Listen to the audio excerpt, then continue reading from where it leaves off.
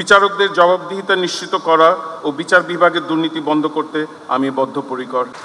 আজ আমি এই মঞ্চ হতে বিচার বিভাগের যে কোনো প্রকার দুর্নীতির বিরুদ্ধে জিরো টলারেন্স ঘোষণা করছি।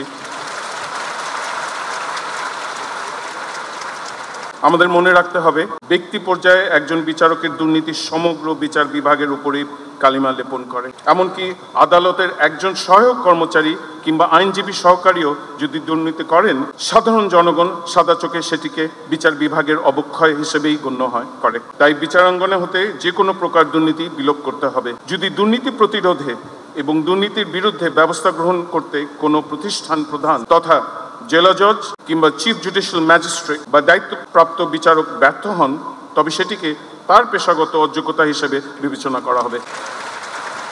দুর্নীতিগ্রস্ত অফিসার বা কর্মচারীর বিরুদ্ধে যথাযথ আইনগত পদক্ষেপ গ্রহণ করতে হবে। এছাড়া আমাদের উচ্চ আদালত সম্পর্কে বিভিন্ন ধরনের অনিয়ম এর অভিযোগ পাওয়া যায়। অনেক সময় সুপ্রিম কোর্টের অ্যাফিডেভিট শাখা, ডিসপ্যাচ শাখা, নকল শাখার বিভিন্ন বিষয় সম্পর্কে নেতিবাচক খবর আমার কানে আসে। আমি দ্ব্যর্থহীন কণ্ঠে ঘোষণা করতে চাই, এই ধরনের কোনো অনিয়ম আর বরদাস্ত করা হবে না।